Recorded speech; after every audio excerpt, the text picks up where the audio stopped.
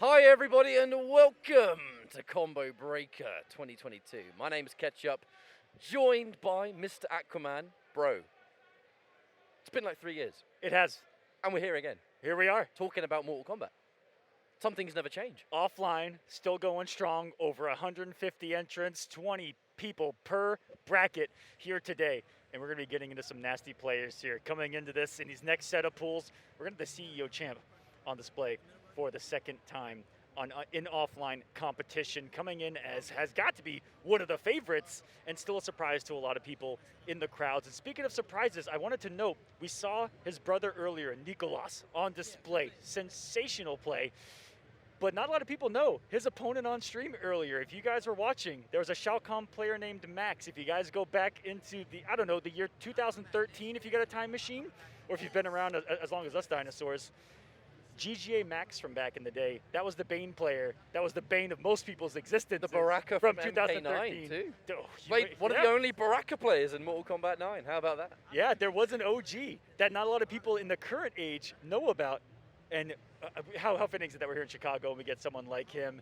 Guys, welcome. This is Combo Breaker 2022. It's Mortal Kombat 11. Catch up, it's been too long. I'm just happy to be here alongside you. And we got some players that have been playing out of their mind. Even the last couple of matches on stream. I know the last block I was on. These matches for top 32, just for top 32. Last hit, last round. And these Kotal players ain't playing. It was both Turkey and Aztec that put on some nasty performances in a couple of those last ones I saw. Hey man, look. I'm not being biased or anything. It has been a fair old while since we've been in this situation. Yes, we did have CEO. We have had other offline events. But I think that this really is one of the first times since the pandemic happened that it's a real shark tank full of players. Like, everyone in this bracket tends to be pretty damn good. So at the end of the day, everyone's hungry. Everyone has missed this. So ultimately, no pun intended. Hey. I'm hilarious.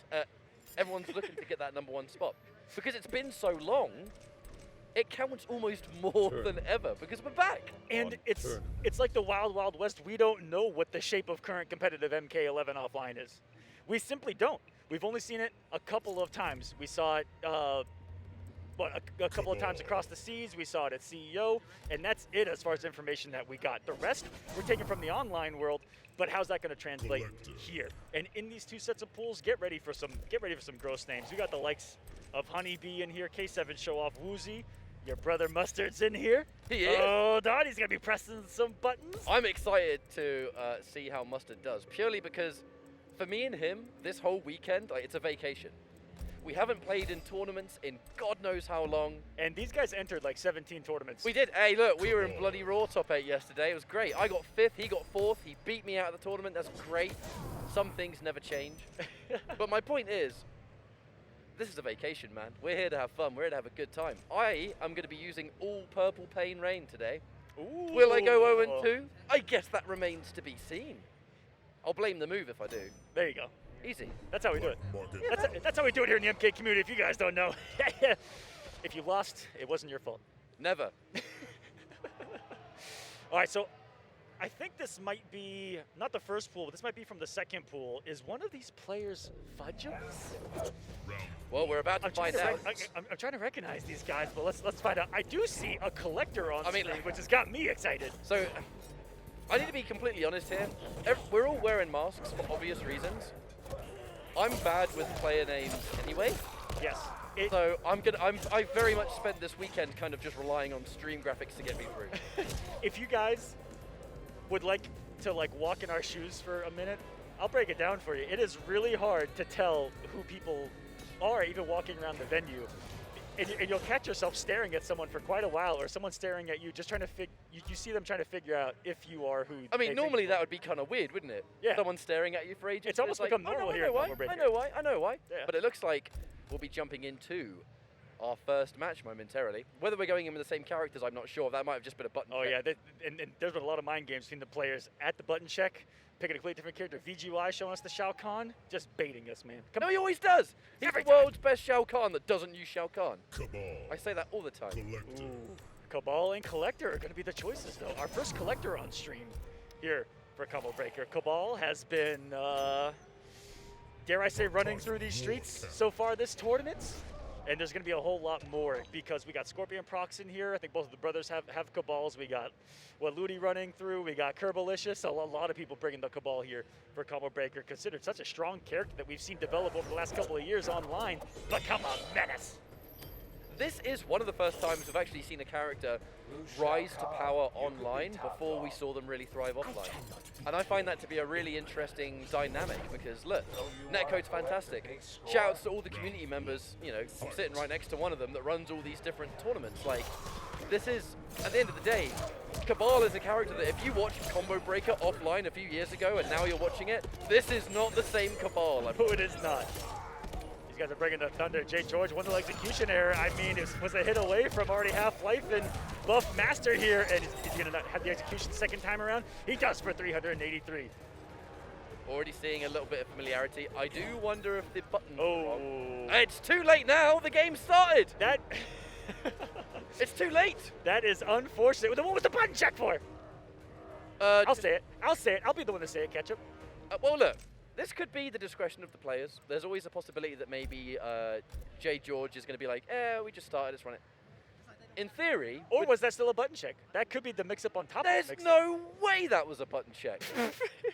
The days of NRS button checks like that, I thought they died with Injustice 1. Oh, they should have. And they did. You know? For the most part. They did. They did. Oh, what's going on? All right. Come on, guys. I haven't checking been those commentating MK11 offline like this in 3 years. We're back. And players are still messing around with their buttons. We're going to get the forbidden third button check. Something I'm going to assume. Never change. I'm going to assume it's going to be a 1-0, but we'll see what the ruling is here. I don't know. I like that mask. Is that Shao Kahn with some swords?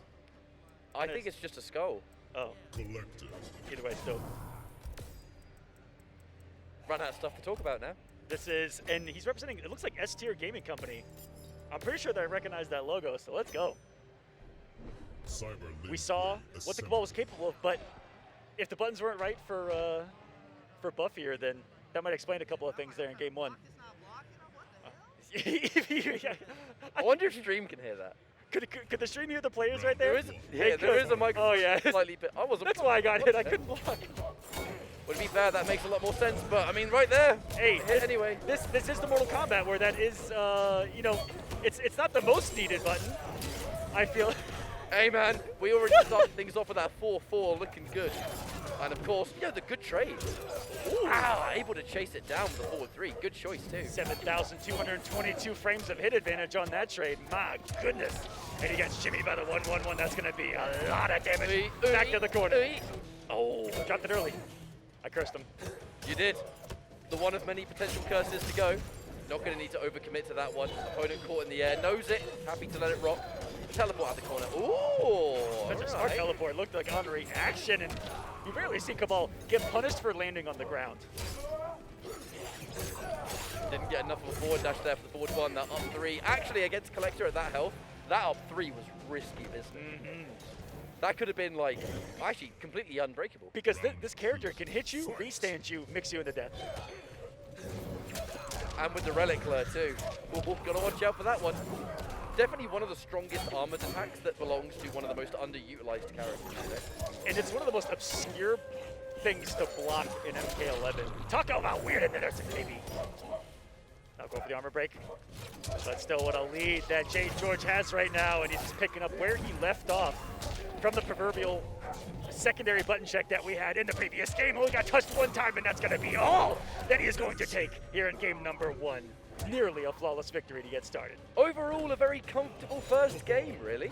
In this situation now, looking for the immediate rematch, but nothing exceptionally push out there. Just a really good Cabal, and you can see what we were trying to see there with some Collector, but I feel like just getting locked down almost by the jumpers. I mean, we've seen this matchup a fair few times before. Yeah, I want to see some Relic Lure shenanigans starting. To go for the reset? No.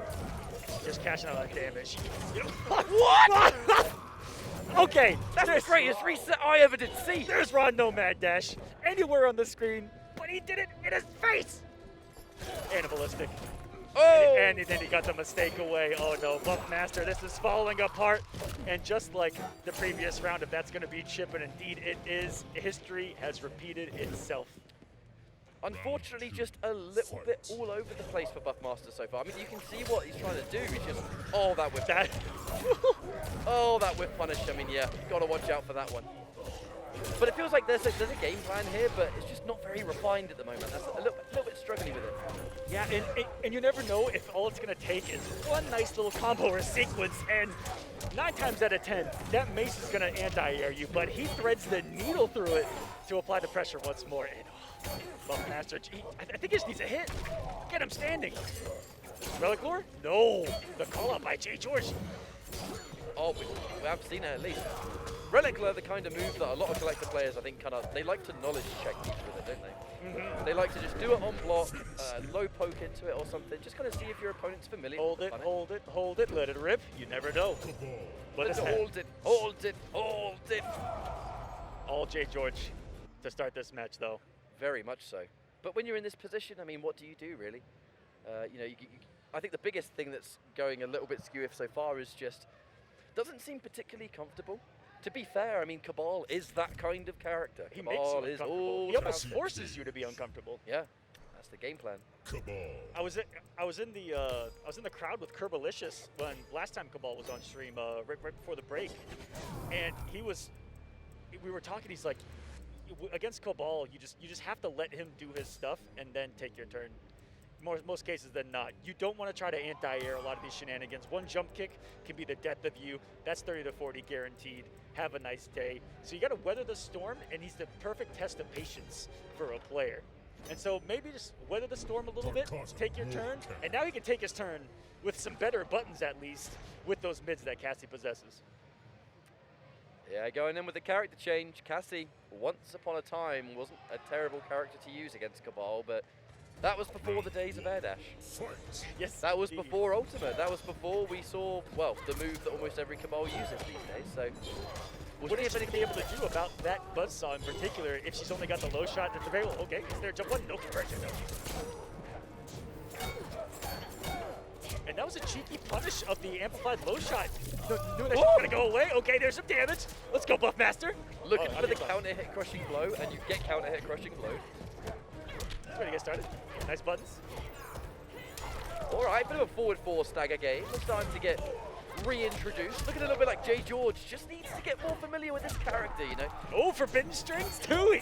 Hey, look. I think there's a lot of knowledge checking in too. I might have gotten hit. Gets the breakaway. Oh, keeping it airborne. Buffmaster probably read a stagger the 4-2, and he's gonna get shimmy. That's gonna be certain death on a 950. He may not even come up the fatal blow. Woo! Listen. What could have been right there? Catch up. I love the decision making, but he wasn't confident in the read behind it. Did he punish? No. He's still alive. Unbelievable. And the Buzzsaw is gonna do it, putting Jay George on a match point. But we see Master coming to life a little bit here. That's what we like to see. Character change. I mean. With it, will bring a bit of a style change. Collector and Cassie couldn't play any more opposite from each other. So I suppose there is an element of being, hey, look, you're fighting my Cassie, you're also fighting a different player. And that's almost what it must feel like so far. Doesn't manage to get the 1-1-1 with punish, but so close to taking that first round. Just got to keep your head in the game, keep it going. Jump in. Ooh, he's always looking for those whip punishes. Jay George is always ready. And you never know if he's going to follow that in with the aerial pressure or that Buzzsaw.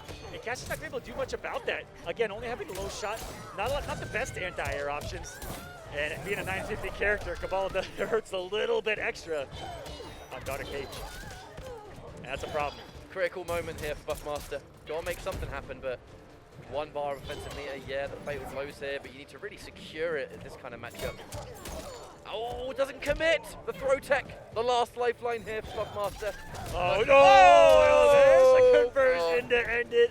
Jay George looking so comfortable in that matchup. You saw him kind of beautifully stay at a range outside of Cassie's normals where Jump Buzzsaw was just going to harass and nothing Cassie was going to be able to do about it. And he just stayed at that range for the rest of that round. Even when he got hit, he made sure to back up, put himself back in that safe spot, and abused it perfectly. Conquer. A good 3-0 victory, and that's how you get started here at Combo Breaker. And I see it was Sunio walking up to this stage right now. Sunio is a player that, once Ultimate landed, Sunio found his comfort zone. Because Sunio is always been a player that likes to favor those kind of range control characters, space, zoning, Stream Chat's favorite game plan. Yeah, I can't even imagine the comments right now. But remember, before that happened, he would play Kitana. He'd play Kitana. He'd play Next Gen Jackie. He was mostly known for. He played a little bit of RoboCop when RoboCop came out, but RoboCop before Ultimate definitely had inferior variations to the ones that you can pick now. I mean, it's kind of like, the Noob Cybots, the Sindels, became better with Ultimate because you can now put stuff together more ideally. So what happened is, Ultimate happened, and now Sunio is in a position where he can go, right, I'm going to pick RoboCop, just RoboCop, and combine all the moves that I want to use. And now he just uses RoboCop, and he's more successful than ever. And now he has the character that fits his playstyle the most. He's been doing this. I know since Injustice 1, character selection has always been stay away from me. And I've gotten to interview him a couple of times. His game plan is to mentally break his opponent down, infuriate them with the keep away, and make them play his game. That's when Sunio's doing that. He is one of the hardest people to beat right now, I feel like, in MK11. In the past year and a half, I'd say, with all these online tournaments, Sunio has dominated. I thought if he showed up to CEO, we might have seen him in top 8. That's where he is right now in this current state of MK11. We're just making reads though, based on what we've seen online. But he's a scary individual right now that I don't think anyone wants to play. If you're the kind of player that loves ranged characters, you need to accept that not everyone is going to like you in terms of playstyle. Some people might not like you on a personal level because of it, but I say they need to get a life. But what I'm saying is, you look at someone like Sunio, like Foxy, they will relish that soul. Oh, yeah. Because their character does it. Oh, you're showing me that you're annoyed by this? That Bro, only makes them stronger. That's the biggest mistake you can make, because I'm going to just do it Don't you more. show them anything. The moment that they see you be affected by what they're doing, that only gives them incentive and, I don't know, more confidence in the play. I do like Sunio's t-shirt as well. Oh, he is head to toe RoboCop. I think he's got the statue at home. I mean, it wasn't obvious enough that he's playing RoboCop. He has to go in with a movie poster shirt. Oh, yeah. Arresting Clarence Bodiger. I remember a while back he found an old school movie like from the 80s, like a movie cardboard statue that he found at like a thrift shop, and it was almost meant to be. What, like a standee? A standee, yeah. Yeah. Oh, that's sick. That's like perfect. Put it on your window. A man who has come here to arrest the competition. You're under arrest. Liu Kang, protagonist of Mortal Kombat. Does not trust me yet. I have decided to take you away. Cyborgs are not Now, actually, on terms You've of been the main RoboCop, character for too many games. You're under arrest. the big thing, though, that Sunio likes to use with RoboCop is that air charge. That air charge is the tool that kind of allowed him to really thrive a bit more, because it kind of increases the screen control. It's not a projectile, because guess what? He's the projectile. Gives him OSs with jump kicks. Gives him safety almost anywhere on the screen with the safe on block.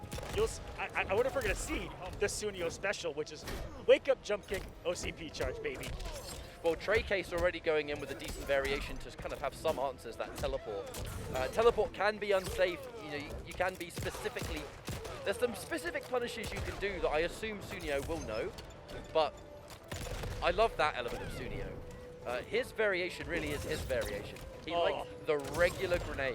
The regular grenade with the amplify, it gets you to move. He doesn't want that grenade to hit you. He wants you to jump so he can hit you. Oh! There's something here. Using the KB this early on, though, is unfortunate, because the flying kick's never going to have that reward again. Lovely teleport. We're going to close in that distance now, and that's what we need. Oh, what a call out from Sunio. That's going to be pretty rough to close this gap, and Sunio was ready for it. Knew that he was at the flying kick range, jumped back, and he even had that. You know that he had that OCP charge buffered in. It's a good start. Trey, the teleport is going to keep Sunio honest here in the zoning battle. I thought he was going to be bringing the reflect as well, something we hardly see from Liu Kang. That's kind of on the low-key side of things. Very matchup specific. Oh, no. That's what I mean. Oh, no. The second you choose not to take the bait, he's just going to go in and start judo chopping you. All right, neutral jump. Oh, perfect choice. He's going to get himself a full combo. Did we just see a RoboCop combo? No way. Oh! The pushback goes underneath the flying kick. And almost Oh! that's the judo chop from hell. As we got the fatal blow reversal. Trey Case gonna take a breather here and let the dragon get a little snack. Although, It's going to send us full screen. That's where Sunio wants to be, Ryan. thank you for your cooperation. Your That's not food good, okay? creep. Oh! No! Sniped him. I wonder if he even had time to start up the teleport, because I know it has a startup animation to it, but under arrest is Liu Kang in game number 1. Sunio with the just effective play of keep away, but he's been doing the dirty up close too in this one. RoboCop is a character that has been just so... His journey is so bizarre in this game, because everyone thought he was terrible, myself included. Turned out he was very matchup specific back then. Oh, And now, thanks to Ultimate, he is so much better. he is living. He really do be living out here. Ooh. Nice flame on. Wow. All right, hang on a minute. We're going to amplify. KB requirement. Trey Case just has not had the chance to get going yet. Like, nothing at all. And every read that Sunio makes, take notes, guys. Every read Sunio makes, it puts Trey Case back to full screen, back to the start of this obstacle course that is RoboCop. And watch your knees. These low shots are going to be coming all day long. Whoa, whoa, whoa! Whoa, that was a confident walk. Look, Sunio, Okay. he's definitely trolling a bit here, isn't he? He is. Oh, yeah. He's having some fun.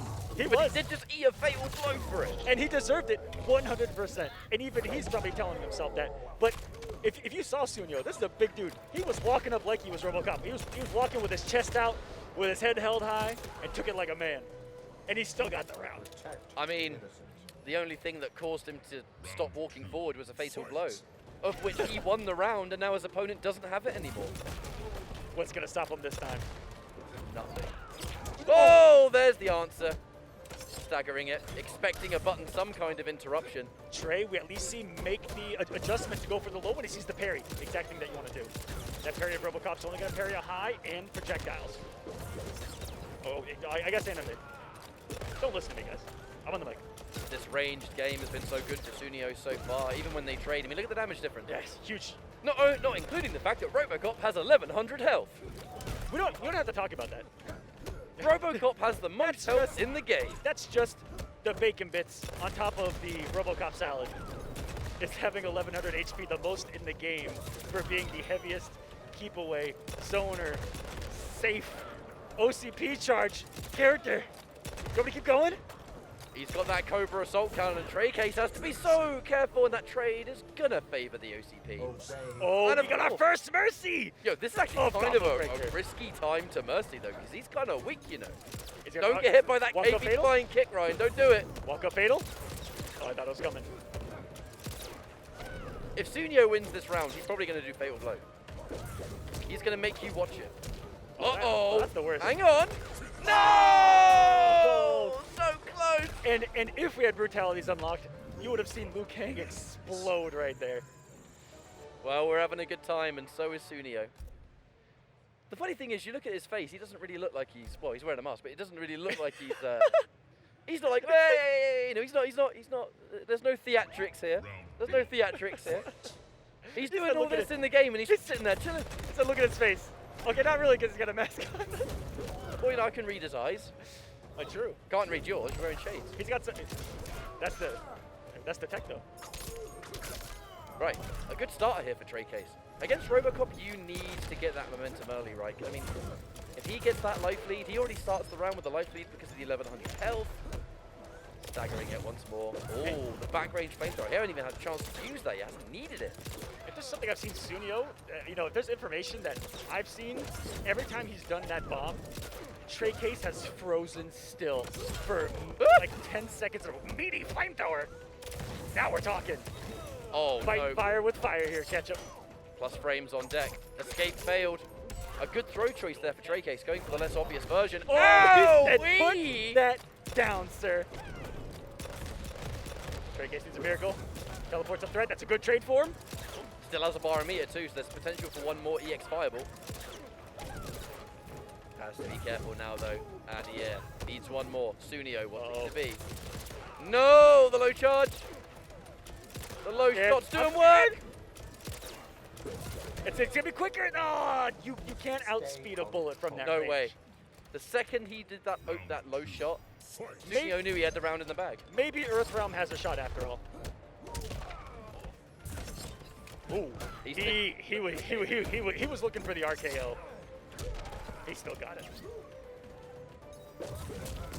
You can see Sunio, there is a lot of strategy involving that amplified grenade, really. Being able to use it, knowing that Trey Case is going to sit and respect it because he has been respecting it the whole set. Instant air charge, close in the distance. Okay. Trey Case says, easy there, big guy. Sun's getting real low. Oh, he's got to check the chin. You know, there's a thought process of really was it worth using or not, but at the end of the day, I mean, you need to get around. You need to get something on board, because Sunio is just running away with this at the moment. There it is again. Yes, you see how he doesn't even move? He has ample time to move forward, to check him if he can react to it. Like raw flying kick, fatal blow at this point. I mean, hey, he might need to. I'm scared. He's got a bar meter for the low shot. Never mind. Teleport? Last breath, teleport. And He look, could it. He called it. That sometimes you're only given one option, and so it's the option that's easiest to read in that situation. And Sunio cleaning up the streets of Earthrealm to get started here at Combo Breaker. 3-0 victory. And he's looking strong. Cleaning up the streets of Earthrealm by arresting Liu Kang. Yeah. I'm not quite sure I understand the thought process of that one. Why not Kano? I mean, that's true. Or any of the other Black Dragon? That's true. I mean, I guess I look at it from a gameplay standpoint. I want Liu Kang arrested for his crimes against Mortal Kombat 11. What about my own fan fiction theory is that the Black Dragon and Red Dragon characters that aren't in this game, so, you know, Jarek, Movado, Kira, none of those characters are in MK11 because before the game came out, RoboCop locked them away. Exactly. RoboCop, you have RoboCop to blame. Which means that he locked them all up. Which means that the next Mortal Kombat game is actually a third-person action game that is going to be all of them breaking out of the OCP prison, and we get an Arkham Asylum Mortal Kombat style game. That's what you're confirming right now, Ketchup. Can you imagine that? All the Black Dragon like hijacking an Ed 209 and like just ripping parts out and replacing stuff, and it's all like Mad Max, you know? Yeah. Sorry, I don't know what we're talking about anymore, but welcome to Combo Breaker. In my ear, I can't see who's on stage, but I think it actually might be Mustard because I'm fairly certain I can hear him in my voice, in my head. His voice. Yeah, I knew it! Oh, I knew it was him! I could hear him! And what a matchup here. This is Woozy, who's been crushing it in the North American online stuff. Good to see him. And in a lot of the offline Northeast stuff, like Combat New Jersey, Viz's event, BGX is what it was called, and a few others. Mustard giving us the horns. I think this is going to be a really fun set purely because, I mean, just to reiterate, Mustard and I are on vacation. You know, we don't get a chance to play in tournaments anymore, and we're out here doing whatever we want. And he plays a fun character if he's going to be rocking the he Frost that I know him for. So Mustard is going in all Frost because he plays a variation that involves the regular freeze and the crown. So the bomb, essentially. It gives him like the closest thing to playing Cyrax without having Cyrax. Yeah. He just has a lot of fun with the variation. The reason I think it could be kind of interesting today, maybe not necessarily in this matchup because he's against Woozy, and Woozy's going to be playing Cetrion, so I think on paper definitely I favor Woozy here. This variation in particular, you know, if you're not familiar with what the crown does, it can. Mustard has some one pretty hit. dirty setups and combos with it. It's basically Cyrax without Cyrax. Yeah, one hit in the corner, one bomb on the ground. It's going to be a good time. We saw VGY fall to a cryogenic crown Frost earlier, taking a game off of, and it was getting really close in that set as well. So not to be slept on. And I've been seeing Hey George, just Hey George, down in Chile, has been posting on nothing but tech with that variation lately, and it's filthy. I don't think Mr. Clean could come up here and wash it up. It's a really cool variation. However, Mustard, you know, plays a little bit of MK11 every now and then, streams it just for fun sometimes. I think this is a different dynamic because you're going up against Woozy, right? Woozy's top level player, has been on the competing grind. for years. He's in online tournaments. We've seen him in the Sony tournaments, the Open Series, Yes. whatever it was, he's been there. All of them. This is definitely going to be a different dynamic, you know. So the only thing that might potentially give Mustard an edge here, not that I don't have any confidence in him whatsoever, you know, 10 years of fundamentals can definitely help, but there's definitely different levels of MK11 tournament experience at play. However, at the same time, I thought it was him talking for a second. Is that he weird? knows I'm talking about him. Can he hear me? Yo, Jake, not if you can hear me. No, he can't. Or is he trolling you? That's that twin link, man. It That's- freaks me out. It freaks me the I couldn't hell tell. out. I honestly couldn't tell if he could hear you or not. I got to say though, a bit full circle, as the first major MK11 tournament was in 2019, and Mustard did make it to finals day. He did. Him and Biohazard were the only two remaining Kanos on Championship Sunday. So Yeah, if you That guys was remember, cool. that's quite a few years ago. The very first combo breaker, the very first offline major for the game, and Mustard was out here cooking. He's going to be facing down a literal wall known as Cetrion. it's going to be a difficult matchup. You know, Woozy is very, very experienced here. He's using one of the best characters in the game. He's a fantastic player. Mustard's going to have to really bring out something special, I think, in this matchup. I think for him, or for Woozy here, don't get hit. But how much knowledge does he have against the cryogenic crown? It's all going to depend on if Mustard can close this gap that Woozy's already established here. That's a lot of boulders. And that's basically what Mustard's always going to be prepared to do, right? So feel free to go with all the stuff that you want at the end of the day. And he's already established that he knows that. So now Mustard's going to have to do something different. But that's the element of the crown. If you know how the opponent reacts to these situations, you have to mix it up. Kind of like Cyrax and MKX. Forcing Cetrion to move right there. Not people. Wow, what a cancel. Knew that the cryogenic crown was going to come. Woozy already in layer number 3 of that mix-up too. And so that's given Mustard a lot of information here early on that he's going to really have to mix things up here against Woozy. Hey, I mean, this is just round 1, but Woozy's given us some fantastic matchup knowledge. He knows how to deal with the down 1 grab. He was trying to go with the boulder throw, but the moment Mustard used the crown to essentially win the trade, he started going for ground pounds. Now there's going to be a mix-up, right? Boulder or not. Oh! He wasn't holding it. He wasn't even ready for it. He's going to land on it? He recovered. Yeah, this is going to be a difficult match, I think, because if you're going in for the projectiles, she's just going to hit you instead. Is Mustard can he close this gap? Nope. Will we see him maybe bring the cryogenic crown along with, I don't know if he can equip both, but it's the dive kick or the dive bomb. But by doing that, you would lose the freeze, and the freeze is instrumental to this variation. Well, Mustard doing what he can to get towards the corner, but Woozy definitely being very comfortable. And that first game, I think, is going to be just very important information. You know, Woozy plays the matchup perfectly well in that game. That could have been a different match if that grab would have worked, right? That's what's crazy, and what not a lot of people might not know looking at that. Yeah, it looked crazy. Oh, it's momentum straight. only. But Yeah. if that grab works, you're in the corner and guessing again versus Frost. Ultimately, Mustard just needs that one hit, that one stun to get corner carry, to get set up. But if there's one thing Cetrion's fantastic at doing, it's preventing you from getting that hit. Yeah. Her range control is so strong. She has all these different options. She's faster than Frost. She has better buttons in these situations, mostly because of speed. Yeah, and So Mustard has to work very hard for that one hit. Hopefully he can get it. let's get started here in game number 2. It's Mustard and Woozy here. Combo Breaker 2022. And there's that wall I was talking about Mustard having to get through. Woozy says not today, Mustard. That was his time. These Hell's Wraths are just harassing him. And he wasn't expecting the instant jump kick either, so Woozy's doing a fantastic job of just mixing things up here. Still going to recover those trades. But as we were talking about, Mustard just needing the one. And speaking of one, the stand one of Mama Cetrion. No joke. Another wall for you here. I love the fact that we've actually had 2 matches with extremely hardcore zoning. Chat, I bet you're having a great time right now. Go on, Frost. Do an ice bomb. Yeah. Oh, missed. We call these full screen footsies, ladies and gentlemen.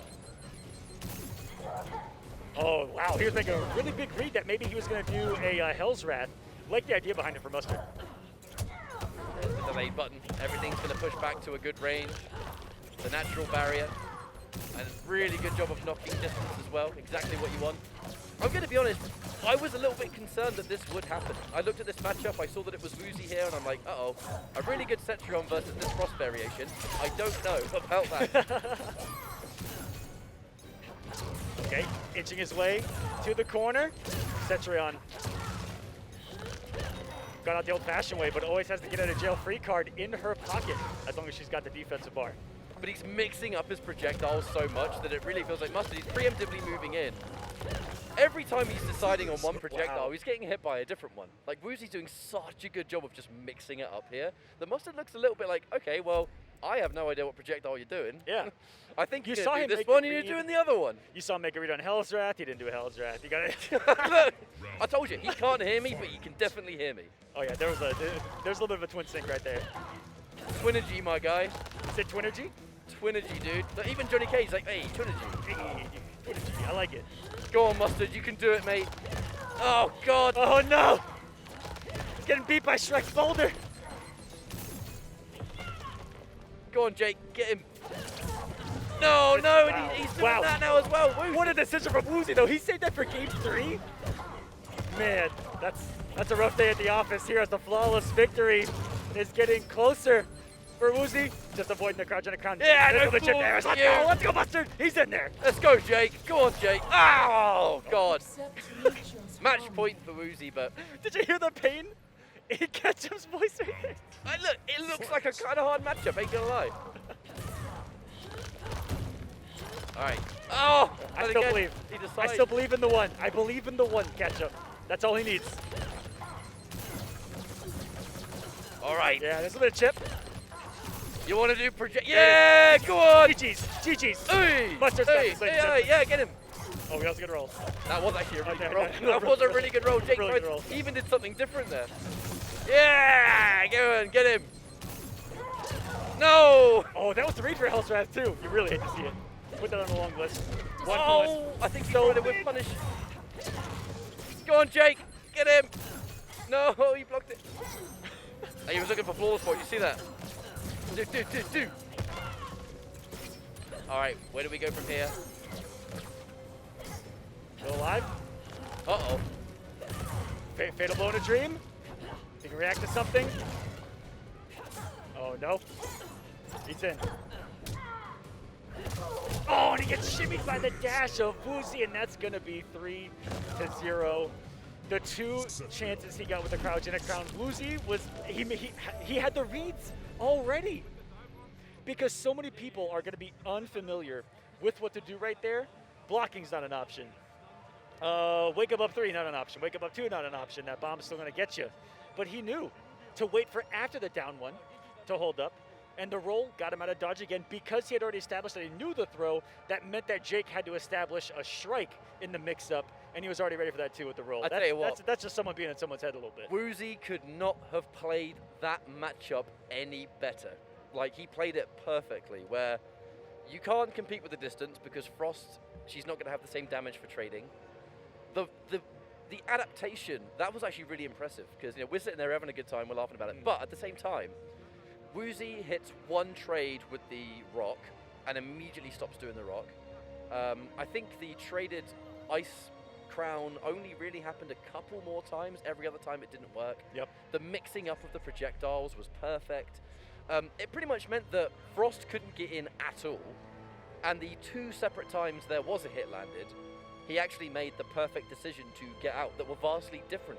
So, you know, the down one, the neutral jump to punish the grab, matchup knowledge. Yep. The next time it happened, he must have known that Mustard took note of what he used to get out, and then he tries a roll. A very different play. Like, And I've never seen someone play against that variation so perfectly. And to Great. have in a game 3 something up your sleeve that was a punish on the ice kunai, I completely forgot to call it, right? The straight projectile of Frost, he had an answer for it right into a full combo punish. Like he had that up his sleeve too, and that had to have taken the wind out of Mustard in that game 3, was something like that. Well, we love Mustard anyway, and may he have the best of luck in the losers bracket, where hopefully he does not have to fight any more Cetrions, but it is, I've seen a fair few Cetrions today, so I think that might be actually a hard ask. But as we now jump into our next few matchups, this is still early stage of pools, right? You know, people Yeah. are getting their first games out of the way. I'm going to see what some of the results are off stream, guys, but in here are the likes of, oh, hello, this is going to be the CEO champion, Scorpion Prox, one of the young twins from Chile that shocked the NRS community. Two young kids, I think they're 6 years old each. I actually don't know. They're young in their teens. Both of them show up to CEO, and I don't know, body the entire Mortal Kombat community there. I'm gonna say it. I was very said it. much, dude, I was in awe sitting there and watching it. I was, because I'd heard of them, but I'd never really had a chance to see them play, which I think is rather common for South American Mortal Yes. Kombat, that there are so many fantastic players in that part of the world that they might not be able to travel all that much, whether it's for visa reasons, whether it's for just financial reasons, man. Like, traveling can be really expensive for some players. So we don't get a chance to see them go up against everyone else. They're fantastic at playing each other. When you'd watch things like Liga Latina, for example, Yep. it's a treat. Having them here on your home soil, that is where things get a bit different, because they rocked up. Oh, no, he missed it. Just give him a fist bump, dude. Bro, no. Not like this. No, man, no. That Look, reminds me of the Fatal 8 there's no way. handshake. That's the Fatal 8 handshake all over again. He didn't see it. He turned around right as he did it. And But- then he tried again, and he turned around again. But what I was going to say was I had a lucky honor to watch them play quite a few times before that, and it was in part due to my co-commentator earlier, Dijon, who runs a ton of Latin American series. Got to watch those two in a grand finals of one of his events, and my jaw was on the ground from start to end. That's the man right there, Top Siete Games, their sponsor. That's Dijon there in the middle. There's his brother, Nicolas. The whole crew's out here from Chile. Latin America represented La Familia in the chat. Question is, how many of them are going to make top 8? A substantial amount did in CEO. Are they going to get even more this time? And they brought some more players from Chile that Dijon was telling me could have some secret sauce in these brackets, so I'm excited to see it. Well, it won't be a secret for very long if they make it into that top 8, let me tell you. No better way to get your name out there than with the result here in Offline Mortal Kombat. And this is shaking up quite a few things this year, because I'm looking at EVO right now, Ketchup. I'm looking at EVO, and this might be a bold statement. I could get flamed for this, but I think that this year might be the highest chance America has at losing Mortal Kombat. We've never lost Mortal Kombat at EVO. We've gotten No. close. Foxy got close. Tekken Tekken Master got close. Yeah. If it wasn't for the Fox, we'd be. But I think that these two, and with some of the other larger threats out there in the world, everyone's getting better, and we see the talent that's out there. And as long as we can get them to play in a setting like this, we're going to be seeing some magic. Are you suggesting that if Sonic Fox didn't exist to carry you, then Foxy and Tekken Master would have won EVO? Well, I mean that's a fact. I don't think I can. I tried to warn people about Tekken Master that year, and no one listened to me. No one did. Yeah. You say yeah, whatever. How much could you know? Tekken Master gets second place. Second place. Second place. The infamous hat off from The Sonic moment. Fox. All right. On the reset. Whoa, Kotal Khan and Spawn. Well, if here. I'm not mistaken, he's wearing different clothes and again the mask, but I do believe the Spawn player is K-Mac. Oh. Yeah. Oh, really good Spawn too. I spoke to him yesterday. We had a bit of a brief chat, and I do recognize he has the mask on though. But and Scorpion Prox. Kotal Khan? yes, Kotal. they play all the good characters. I'm petrified because someone of his caliber with this character is a scary thing to me. Because you only really see, shocking this statement, you really only see Kotal Khan specialists play Kotal Khan in tournament. And they're all American. Yep, they're all American. Kotal Khan is a very American character, like genuinely. Nowhere near as popular in other places. The wake-up jump. Oh, and he's playing the one, getting more mileage out of his neutral jump. And Hey man, 423. Hello. holy moly! This has been a fantastic first round, going for the charge here, taking the minus frame. So smart. That's one of the greatest aspects to Kodokan's mid command grab is -7 versus command. Is that gonna be a punish? Yes. Against Kodokan becomes a mix-up. Versus other characters where they get flawless block, they get blah blah blah. No, you have to either guess command grab or check. Really smart by Scorpion Prox. K-Mac Down done a to really double good fatal job blow. so far, but he's far from safe. Looking at that fatal blow territory, the advancing mids. The staggers, puts himself minus, he's always in danger. K-Mac holding on to the meter, doing a good job of playing that risky game, you know. And Kodokan's gonna struggle to play Mortal Kombat 11 at 3-4 range. It's one of the biggest.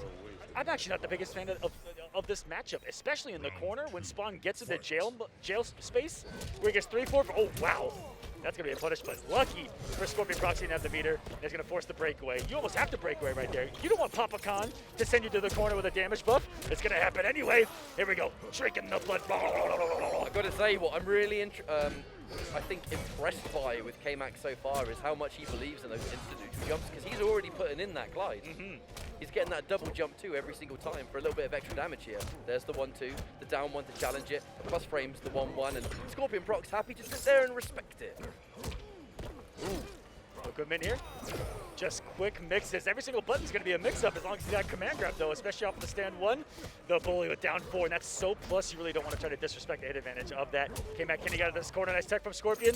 He's standing his ground. He's gonna let him whip. Oh, my goodness. And that down 2 connects from across the ocean at that range. My goodness. Oh, something just he's hits warming up. different. Something hits different about a flawless block with punish. Oh, he has the meter. Not on the first hit, but on the second part of a string that's already active. Oh, doesn't get the cross-up jump in. That is unfortunate now. K-Mac, reversal projectile. I mean, you can see right here, right?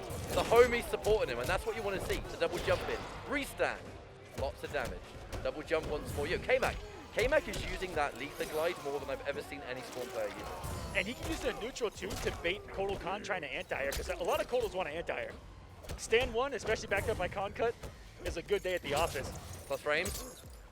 Hey, Scorpion Prox. Oh, this is he rough. knows his frames. Oh my god! Oh my goodness! I was about to say, this is the only spot you do not want to be. And he just told me to shut up, Aquaman, and watch this flawless block. I'm about to be godlike. It's just, oh, you always feel like you've seen it all, and then that happens. Every time I watch this kid, I want to throw up. Every time. I mean, And this is regular for them.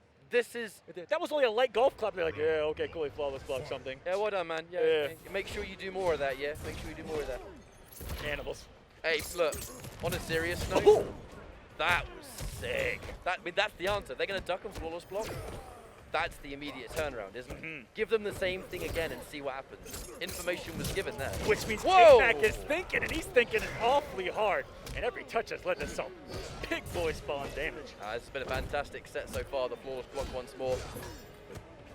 Cheeky little down one. I think maybe trying to bait some kind of flawless block there, perhaps with the empty jump at K-Mac.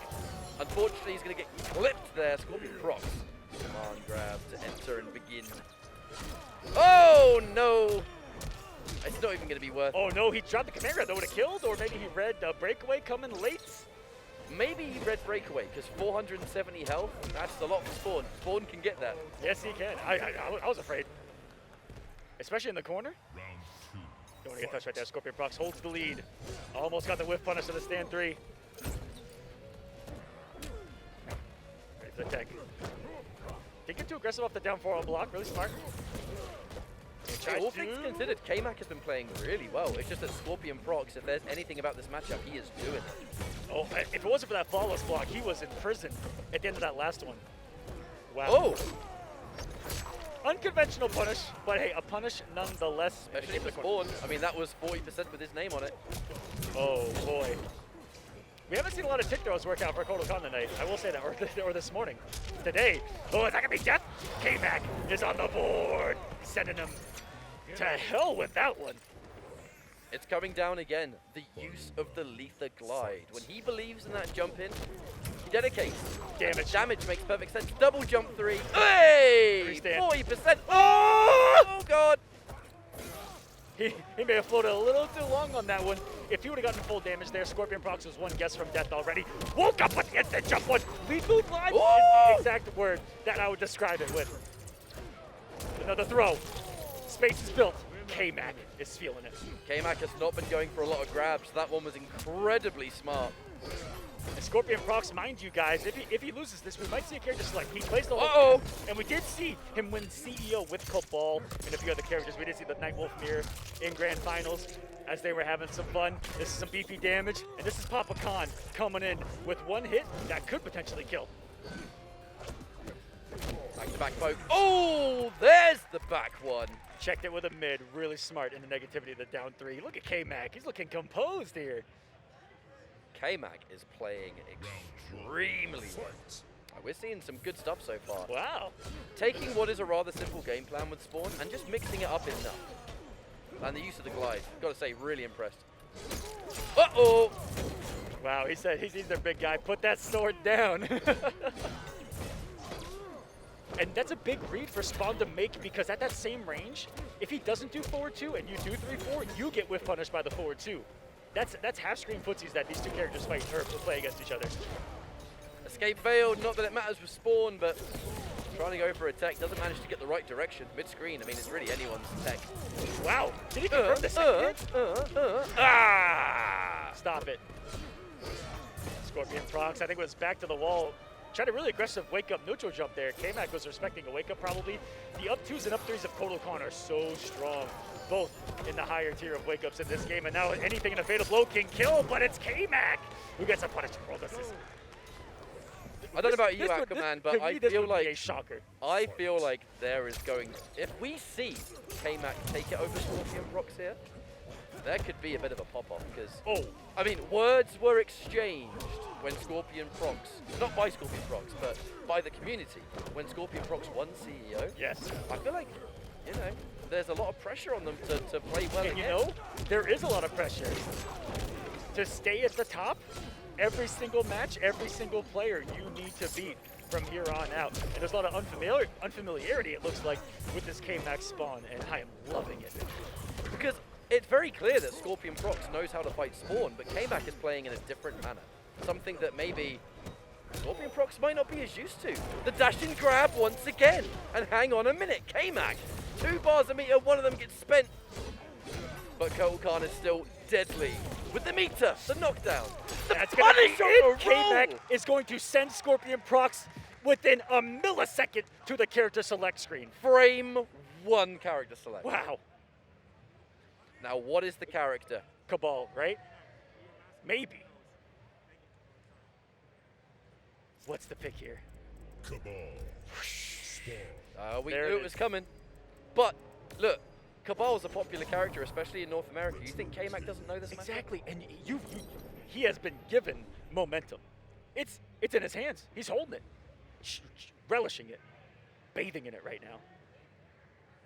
Potentially 1 game away from pulling off the upset of the tournament so far, I would say. 100%. And K-Mac showing why he's been dedicated to Spawn for a long time. And actually, instantly, the armor break comes out. No breakaway for you, sir.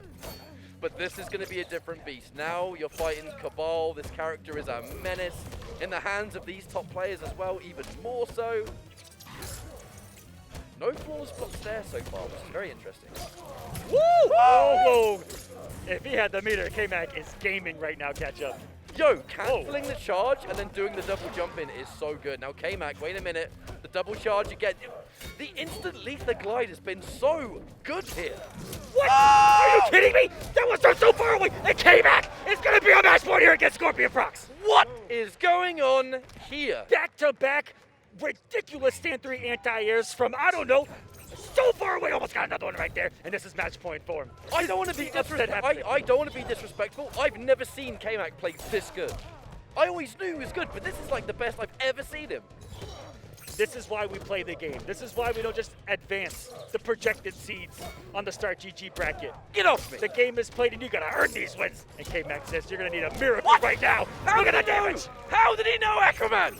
He's in his head. That's gonna be big damage. Oh, that was a whip. As Oh. response. No defense bar, any hit right here. This will be some big damage. Scorpion Prox has the answer. He said, I'm sick and tired of getting hit for 350 damage. Here's some of your own. That's gonna be GG's. He stays All right, hang on a minute. Still match point for K-Mac now. Actually, Oh, the the hard pressure face. of the situation, he's got to keep his composure here. Keep doing what you're doing. Scorpion Prox, he knows it's on the line. He's going to give it his all. Oh, And the air again! The fact that he's doing that from what, half screen and just the tail end of it. Oh no. Wonderful confirm for Scorpion Prox, and more importantly, momentum on his side. So much respect you have to give every aspect of what he can do afterwards. 3-4 projectile. You don't know. And he's mixing up with the raw charge. Scorpion Prox has a slight lead. Slight leads haven't existed in this match as they're both dealing 350 plus every single touch. He didn't confirm that one. Wasn't ready for it. Gets the instant air. He was so ready for it. Gets him up the defensive bar. One more hit. I'm scared. Oh, the tech! He knew! That was death. If he got hit there, he was done. Forward 2-2 confirmed now, Scorpion Prox. That throw tech kept him in the game. I guarantee Oh, he was did a dead. forward throw. 100%. K-Mac has a fatal blow right now, and even a fatal blow, anything into it will kill. Scorpion Prox cannot breathe wrong right now. Otherwise, this is GG's in a loser's bracket form. Staring down the face of a fully loaded health spawn. What's just happened right there? I don't know! Oh, Scorpion's doing the right thing. Just he's not pressing a button. He knows. He's happy to take it. He will take it for now. Oh my God! No! Are you kidding me? What's happening right now? That was the game! That was the game! Oh, the game so many times! Now he hits him again! 3 seconds! 2, 1! It's gonna be what? Wait, what? What in the world? What happened? What? Were they not What's on happening? last breath? Come on! No, he had one extra hit. Oh. At last breath. He had one extra hit at last breath. Oh my God! Oh my God! But no, he just had to punish the fatal blow. I got. He just had to punish the fatal blow, Okay. Axeman. It was done. Where? What's happening? Oh my lord, what a disaster. But God, what a game. I had a heart attack. Give me a second. Woo. Unbelievable. Mortal Kombat 11 in 2022 can do this, can be this. Sensational. K-Mac takes the early lead, gets the throw punish, and that's gonna be the sword of death. You might be dead there, sir. Oh, he's dead. Oh! 508 That combo damage. wasn't even over, folks. Match point for K-Mac again. This crowd is getting behind him. You can hear it. Match of the tournament right now. This is insanity. Draws first blood in round number 2, though. Scorpion Prox has had the pressure against him so many times, and he's risen to the occasion. He has to so many times again. Gets about to break away. Any hit now is really going to apply some pressure and some damage as long as K-Mac's got the bar. No hit confirm? Yikes. Again! You want to retreat and do this? I'm going to go in for my double glide every time. The punish calls it out at last. But K-Mac, this is what he wants, the 1-1. He really wants you to press, and he's chased him down every time, but he's just, it's a weird height. Hey! Disgusting anti-air, and still K-Mac get killed, but no, he tries to wake up buttons, and we're going to final game, final round. This was written ages ago as an epic that we're going to tell our kids in the future. What in the world is happening right now? Significant difference, though, is that K-Mac does not have defensive bar, so if it's clipped now, he's in a lot of trouble. Now, what's it going to be? The grab, the tech, really good stuff. Oh, he tried to go for the glide, I think, and he messed it up. Oh no, Scorpion Prox with his first lead of the past 4 games on match point himself. Can it be any closer? As he tried a little bit of a hold on the glide, trying to throw something different at Scorpion Prox this late. It's such a smart thing to apply. Scorpion's defense has been phenomenal all series long. That standing 3 looking to chase it down. Recovers a bit just to keep himself safer. I like that choice. K-Mac had a combo in his mind. He was looking for it. Ooh.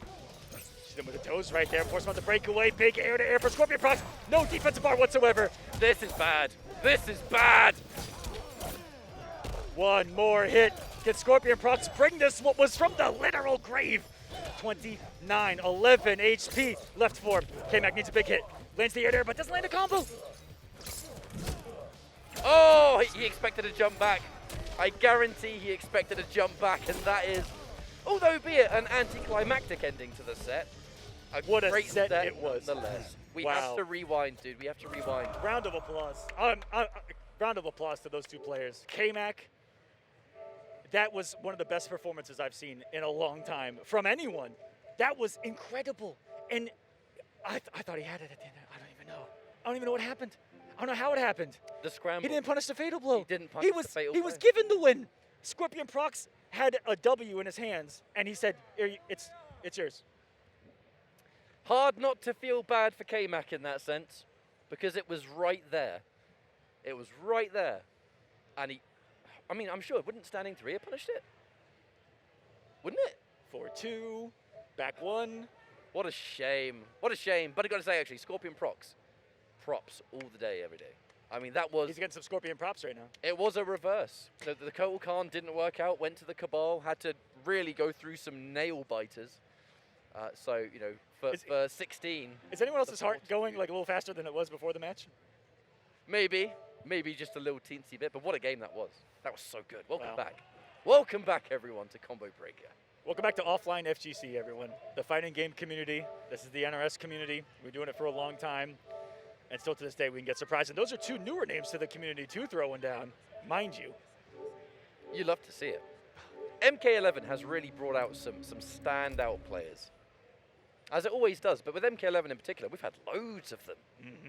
Yeah, Mortal Kombat has always been to our community the games that give us the influx of new characters.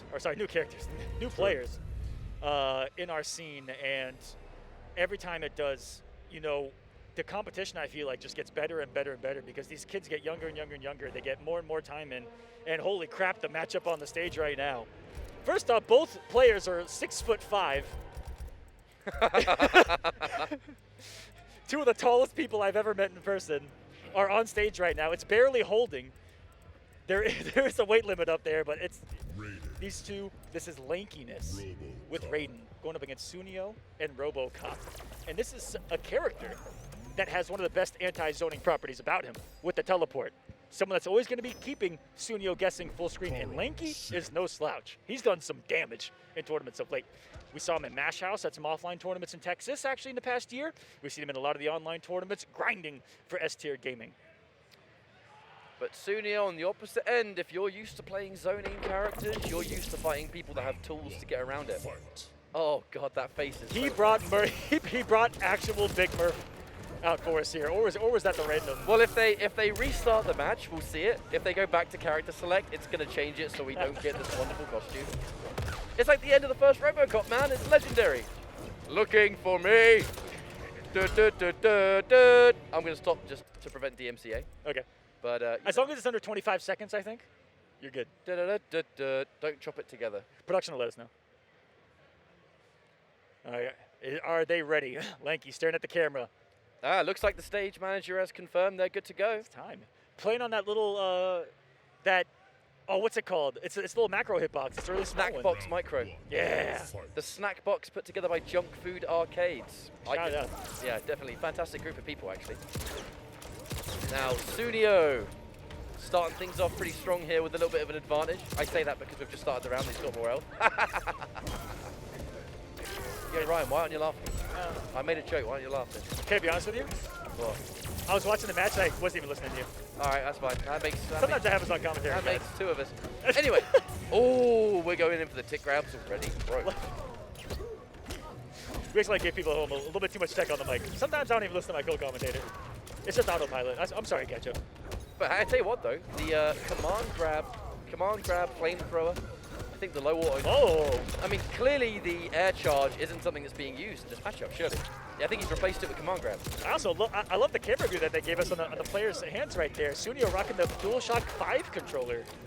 Some players have made a full-time change to the next gen pads. That's a pretty big flex that you can still get a PS5. All right, Sunio, you're banned from the Coliseum. Forever. I hate people that flex that, man. I'm just kidding. Felt really good. Actually used it yesterday. He let me warm up with it. Checks the forward advancement. And Sunio takes game number 1. Lanky's 1 teleport from taking a round like that, though. 1 teleport, you catch him with it, and Oh! he just short hop that. That was technology on top of technology. I've never seen someone deal with it in that manner. Whoa, these 2 might have some experience. I wonder if maybe once upon a time they played some casuals, maybe they played online, maybe they were playing this weekend. I'm literally writing that in my handy-dandy notebook over here. It's the jump back just in case. The command grab, the challenge, and if you amplify command grab, Robocop can choose where you go. Such an advantage to have. Oh! The Elder God nuts are no more. Oh, Sunyo right now. And Spoke Dagger City, game is and- annoying so far. Lankiness having a hard time cracking into it. You know, it's the camera guy needs a raise here. He's on point right now. I love it. Zoomed in on RoboCop, knows where the action is. Says, "Get off the stage, Woozy." A fellow zoner though. I know. If Woozy and Sunyo were to fight, to be fair though, Robocop out-zoned Cetera. Oh, you ain't lying. That is a true story. Now, Lankiness didn't really get the chance to get much going here because one of the big things that's been changed is less emphasis on keep away and more knowing that Yeah. I need to pick a variation that kind of lets me throw down and fight. The escape failed. Oh my lord, that's dangerous. And it's been perfect. The fact that he knew the matchup that he was about to face, and he brought the command grab, and he's been playing it as if he's been using command grab this entire time. Those were confident reads at the end, back to back with him. It's like I said at the beginning of the series. In this kind of situation, if you play keep away characters, you're used to fighting characters that have answers for you. So you're used to changing your game plan. That's exactly what we're seeing. There we go again. Oh! Ooh, Sunyo waking up buttons right there. I think he's going to cash out with the clean damage, and that's going to be close. I don't know. This is 1100 HP. It's Robocop, so it's hard to tell. He's like a sponge absorbing damage. Oh, he's No. look! I'm scared. Saved by OCP! Are you down with the OCP? Yeah, you know me. God damn it, Dick Jones, why'd you do this? Murph, don't do it. Oh, now he's got the lead.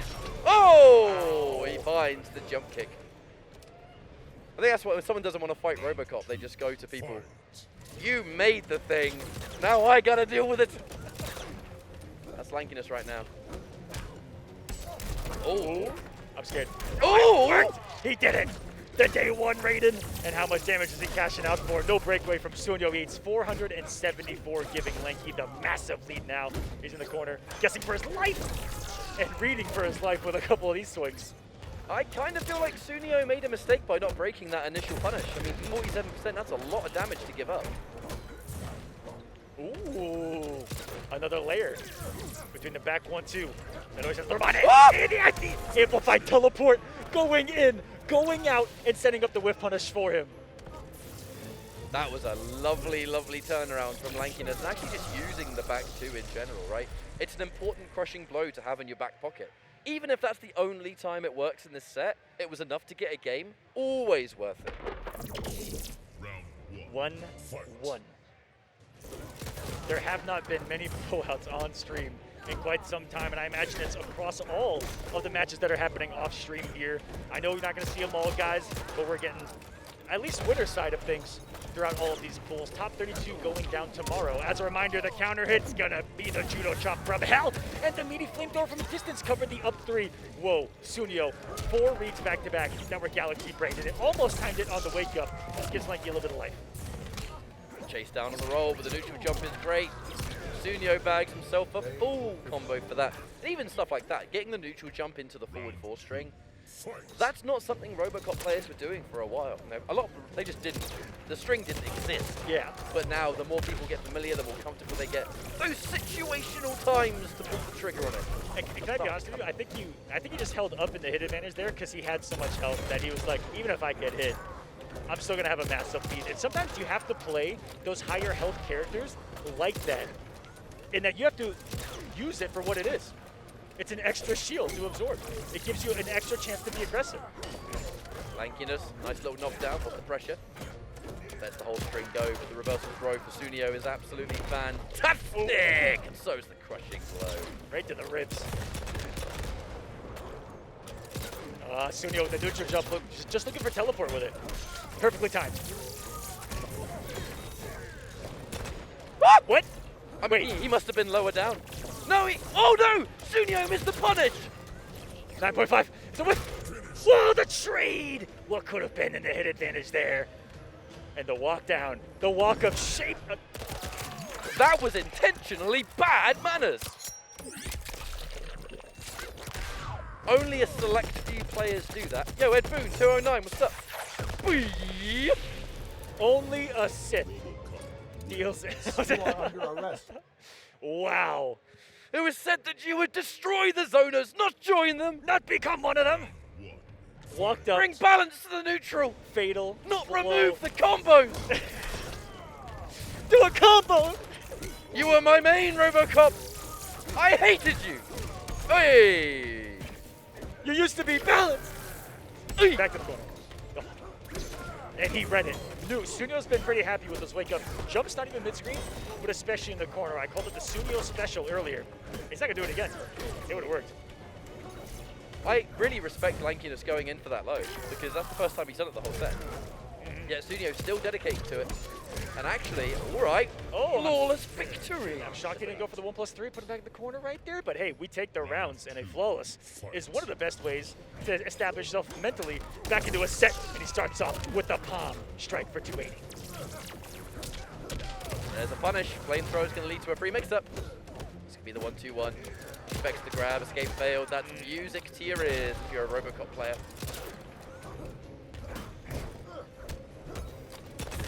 Just the 50 cal is interruptible, but you don't know what he's going to do right With there. punish. You have to read it. Oh, drops the down 2, I think. Get your damage. Oh, he could have walked him for another 20 feet if he wanted to. Does he cash out?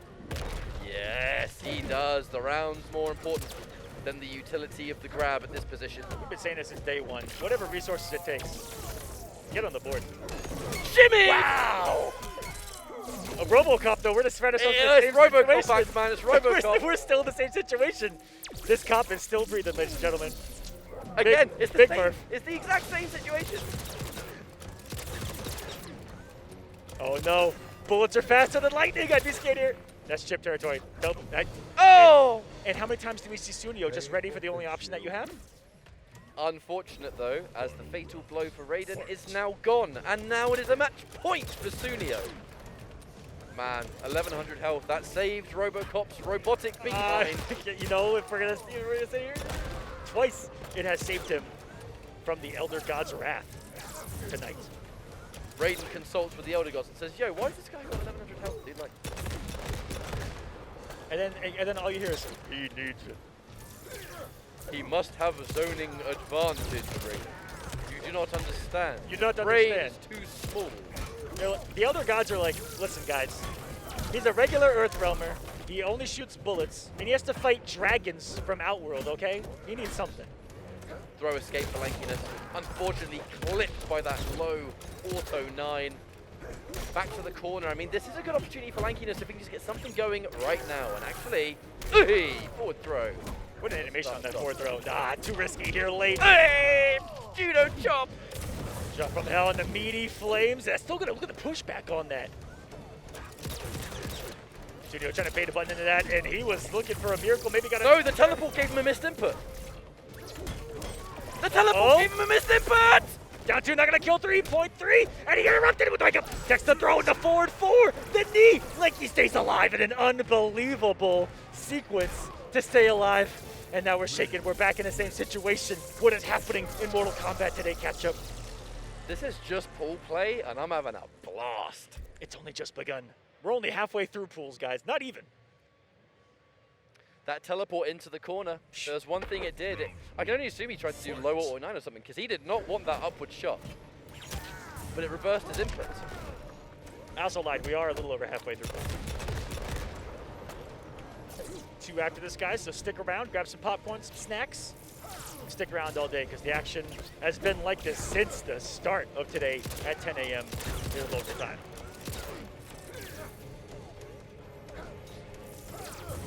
And what is in the last 5 sets on stream, maybe 3 game 5s, I think it might be 4. These players do not want to go down to that loser side. Hey, of like the I bracket. said, man, And they're welcome scrapping for back. it. Welcome back to Combo Breaker, that's what I'm saying.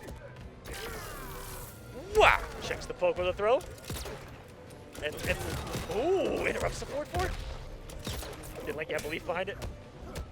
No short hop on that string this time around, and it's a good read by Linky on the gunshot. The forbidden final ender to that string.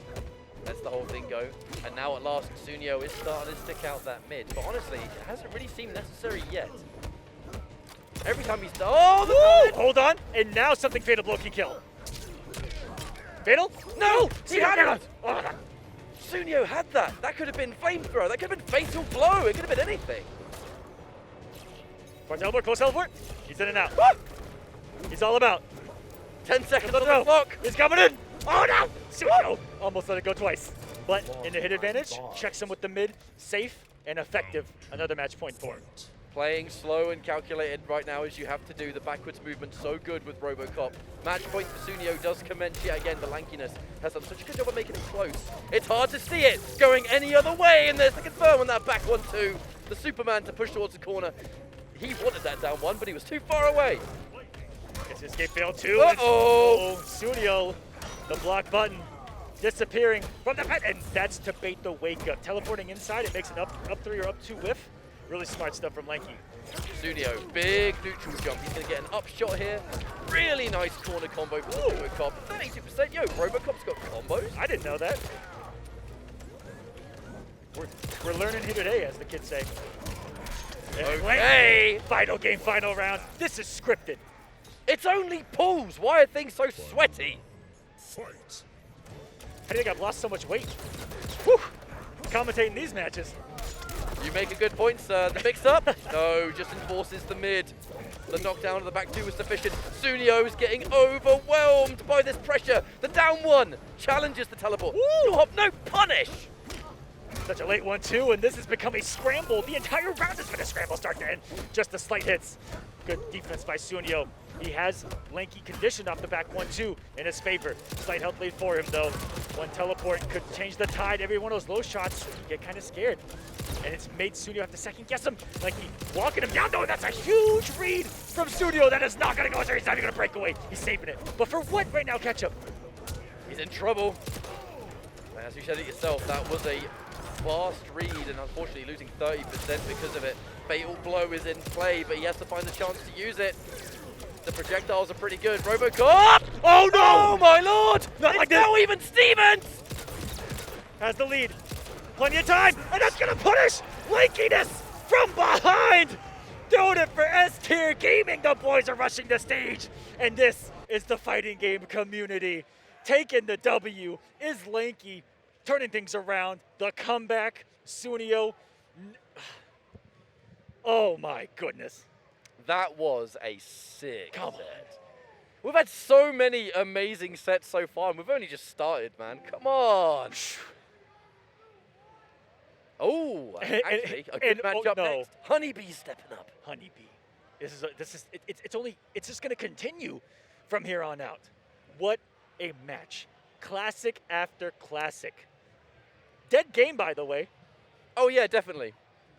Yeah, Dead game, by the way. Dead game because there, I don't know, meat's not in it or something. Molina's not out there. Oh, where's Mocap?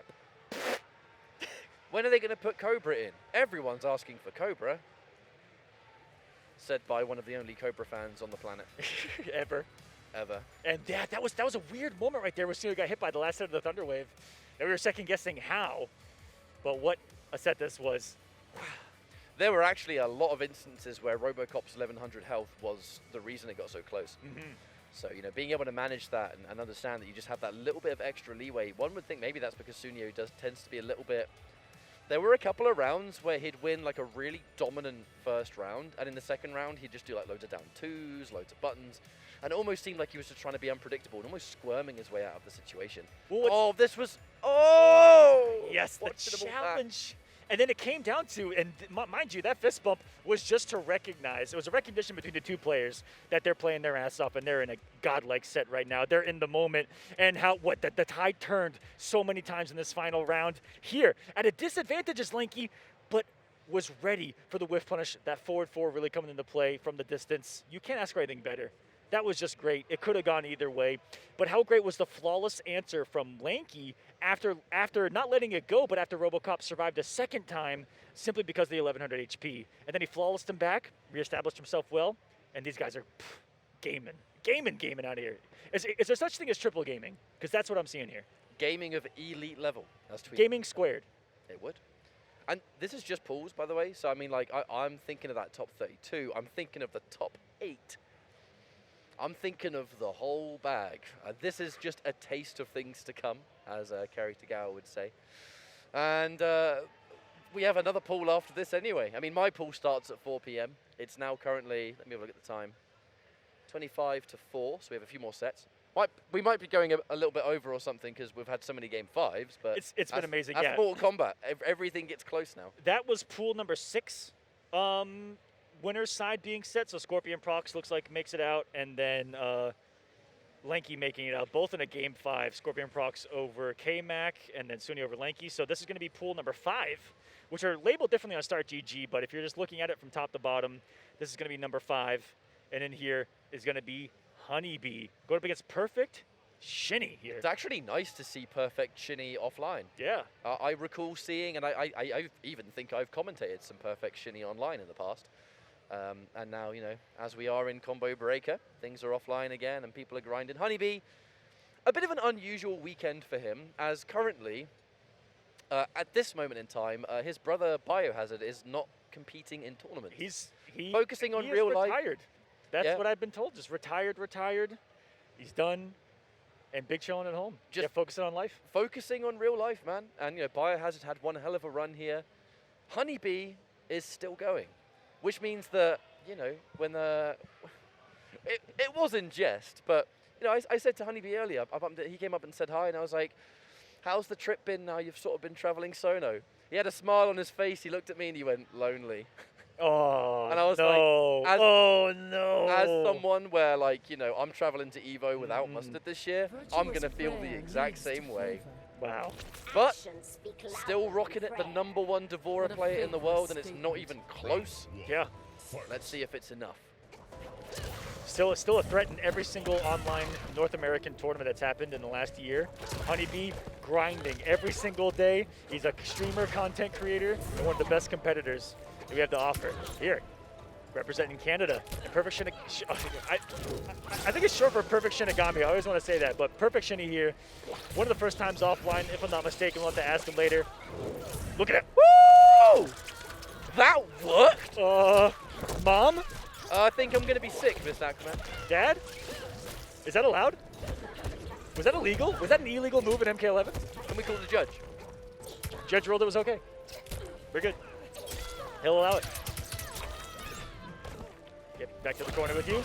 Ooh, the bug didn't come out in time, and on amplification, it ain't going nowhere. Perfect Shinigami's been perfectly active in this matchup. Sorry, I got jump scared by that fatal blow. Sorry, I watched John Carpenter's The Thing the other day, and it just gave me horrible, horrible flashbacks. Oh. But it was going to be safe on block because of the amplified bugs. That's why I did it. That's why I did it, guys. Risk-free.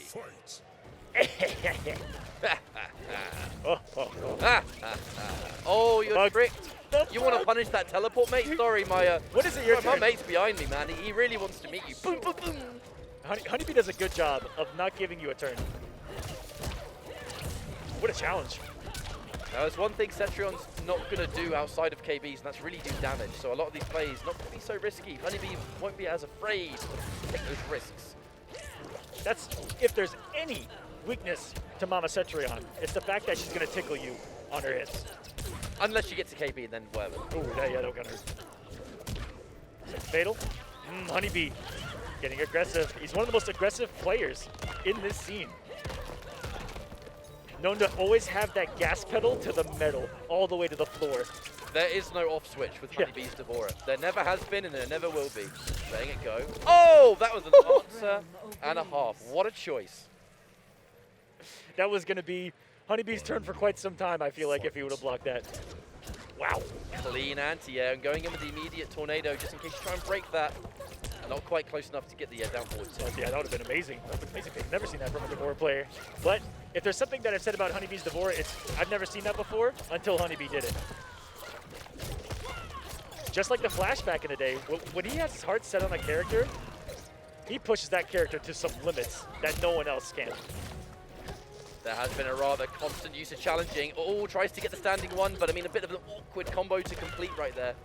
You almost never see the sweep setup work, but he was about to combo after a sweep. Perfect Shinny doing a fantastic job, not only of fighting out of the corner, but just giving himself some ground to work with. Fatal Blow still available for Cetrion. Honeybee using his in round 1, so got some time plus frame. The respect. Down 4 though. Oh no! That's gonna set up to something. Wonderful! Wait! What a Armor block! break tornado, and that's gonna be it. Perfectly timed for Perfect Shinny on the armor break tornado, shutting that down. And what a sequence. You talked about it. Where's the damage gonna come from? The KBs. All Honeybee had to do was something that wasn't punishable. But he wanted to enforce the mix-up. You know, that came down to an overhead or low or a grab, something where normally it's a risk-reward, not really in your favor, but at that health, had to do it. And Perfect Shinny made the perfect decision, and now full combo here for Honeybee. It's in the name, like Mr. Perfect back in the 90s. And then, not to make another wrestling reference on here, and he gets shimmied by one of the best shimmy tools. Forward 2 of Devoris has clipped more people than I think any other shimmy I've seen in the past year. I'm liking that development. Bug into down forward to puddle. That's something I haven't seen much. Oh. Boom, all right, wait a minute. Saying a Perfect Shinny, yo dude, why are you pressing buttons here? Hey, the bugs. My children, they follow me. Oh. And she's got a billion of them. She does. Round 2. How is anyone beating her in Outworld? She has an army. Go, well, you know. Anyone ever watched the live-action Mortal Kombat Conquest? Kriya didn't win. Sorry, spoilers. Came out like 20 years ago. If you haven't seen it yet, it's your own fault. Whee! Big old jump in. 2-1 knockdown for the bugs to come through. And the abusive jump 1 range of Devora. You can anti-air. You can challenge it if you time it perfectly. And Cetrion Stand 1 can do a good job, but so can the Rock Wall. But it's bold, because then once you start to show Honeybee that card, he's got to change for it. Whoa! Oh my lord. I mean, clearly the active frames just caught her on the way down, but it still looked hilarious to me. Oh, that was a big risk, that one. That was a big risk. At least, though, Honeybee, that KB is no longer active. You know, I guess silver linings and all that, but the combo extension, Shinny doing a fantastic job. 30%. Whee! And finishes the job. Perfect Shinny. Patience runs out. I actually do believe the scores are wrong, aren't they? Final round. Honeybee's not 1-0, it's Perfect Shinny. Perfect Shinny 1-0? Yeah. I'm like 4% sure. I'm fairly certain Perfect Shinny won that first game. No, because it blocked the overhead. Oh, you're right. Oh, wait. Devoy, there's a puddle again, and what? He had to block all of that. For 20 seconds? Beautiful setup from Honeybee. Gets big air. Put his input in too early. What's Honeybee for the conversion? The bug not going to save him. You can challenge those non-amplified bugs that she puts on the ground, guys. As long as you can force a block or get a hit, they're going to be out of here. The amplified one, no fly zone. Speaking of which, a little bit too far away for all of them to connect. However, that is going to be Yikes. Honeybee taking the game, and now we are tied up. 1-1. Honeybee looking calm, cool, collected, composed. I can't think of any other words. Same thing with Perfect, though. Chilling. Unfazed Fight. by It the is pressure. playing. And I saw some players come off stage earlier, hands shaking, trembling from the pressure that being on stage and performing here can do to a person. You've been there. Hey, yes, I have. I've been there too on the receiving end of a down 2 crushing blow. Sorry, I was reacting to the down 2. I wasn't just really enthusiastic to answer your question. Like, damn, Ryan, calm down. I only asked you. Hey, my bad. All right, another confirm here for Perfect Shinny. Once again, not damaged, but set up in a situation. Another neutral duck. Honeybee making the hard reads, but they're working wonderful so far. He's one of those, he reminds me a little bit of, you know, there's not a lot of players like Honeybee left. I was going to say a little bit like myself, but those high risk, high reward kind of reads. He lives or dies by the sword, and that's always been Honeybee since the beginning, but it leads to some of the most electrifying gameplay that's existed in our community. Going in for regular tornado. I like that Shinny chose to back up. Oh, you're done. He doesn't need to come off a fatal blow. Puddle down 2. I was going to say, I actually do like the fact, though, that in that situation, Shinny did the regular tornado and then chose to back up, because regular tornado is like +2. It's like, you basically not plus. You have to amplify it to get some kind of situation for free. And, all right, That was gross. it is every time Honeybee does it. Lovely hit confirm. How about, I mean, is it even going to be worth breaking here? I guess we'll find out. Again, 2 for 2. I think Honeybee's had a bit of a hard time getting that puddle. And no resources right there. And it's perfect recognition from Shinny to see that and take his turn. Even here, can swing if he wants to. Thought Honeybee was going to press first. Oh, that's a nice boulder. That showed up. He's got the tech. No punish there. And how many times? Is it just going to work? Perfect Shinny, I think he's got the hit. Oh, no, now he's getting eaten alive. Those amplified bugs are destroying him. You know, you have to weather the storm. Yeah, he can throw some mix-ups, but he's getting hit by, you know, the raw teleports after, maybe being a little too impatient against them, because Honeybee's just going in. Here's the thing. Perfect Shinny is currently being coached. Historically, how can you really coach against Honeybee, though? Because he has such a unique style. Unless you've played Honeybee. Yeah. I actually do question how useful that information would even be. Not to sound disrespectful, it's just that when you fight with it, you're against someone that has such a unique style. I do wonder what you can even say to answer back, apart from maybe some obvious stuff.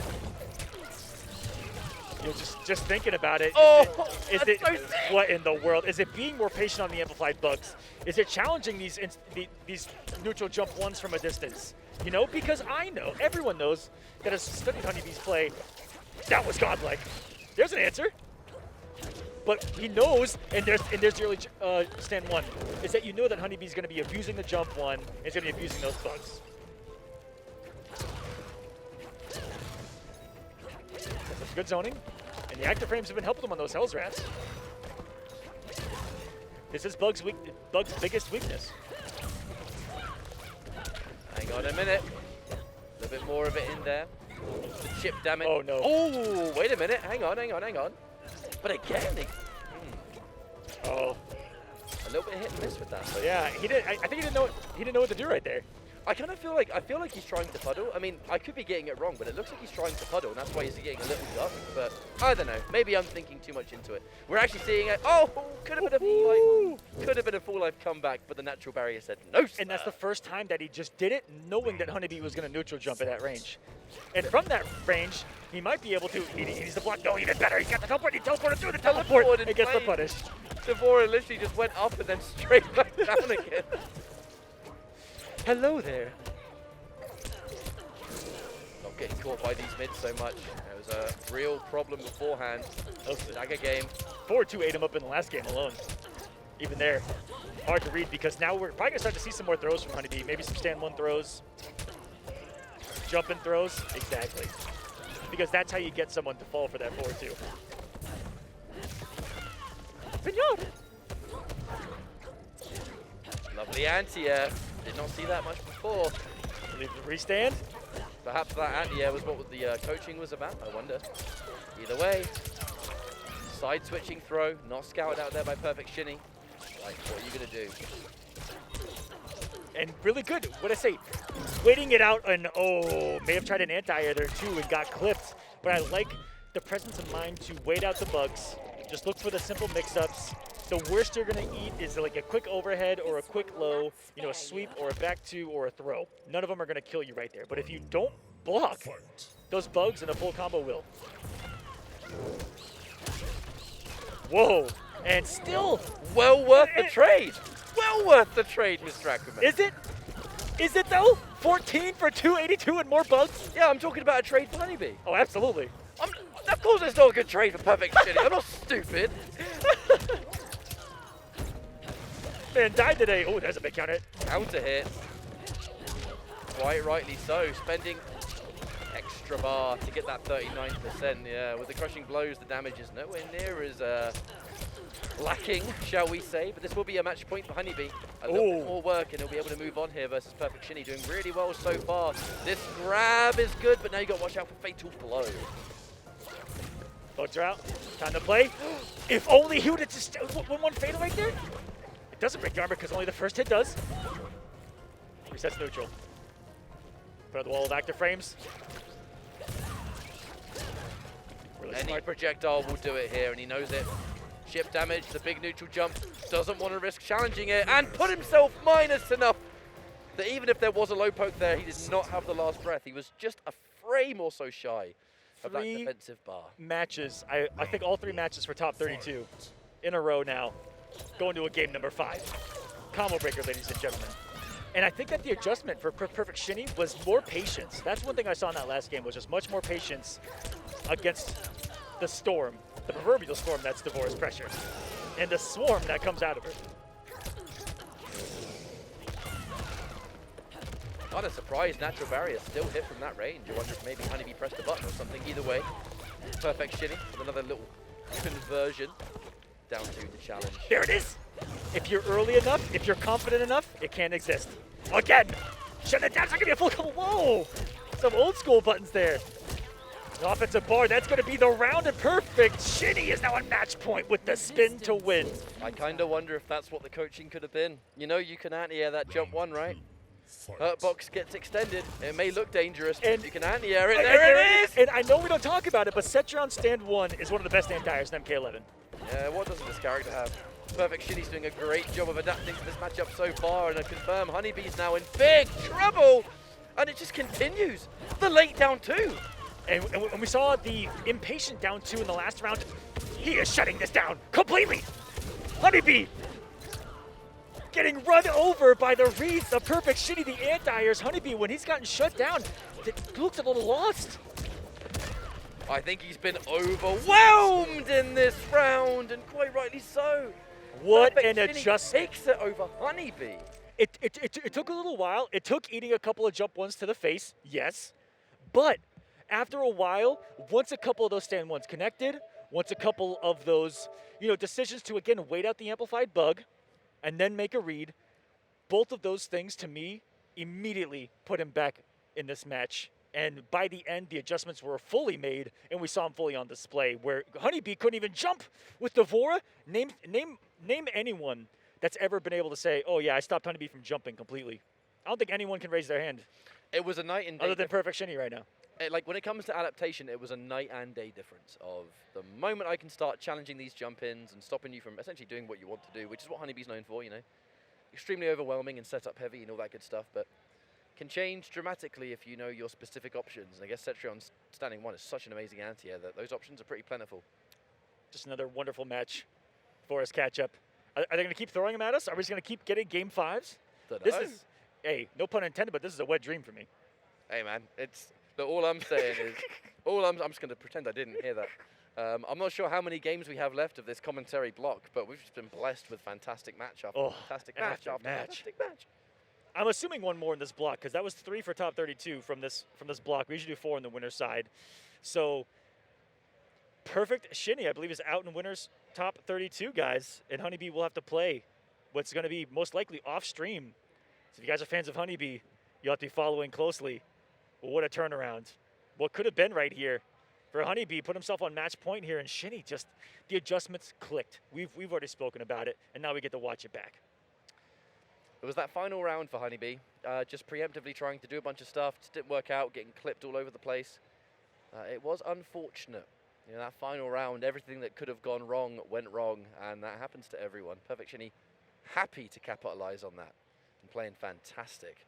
Enough so to make it out in winners, which is a great achievement. Getting top 32 in a tournament like this is no easy feat at all. And there's a small chance that Setron makes it out in both sides of this bracket. Because on the other side, Woozy is still in this one. I don't know how the bracket looks right now. There's probably one more match for top 32 out of this. And I know that on that side, we haven't seen it a lot.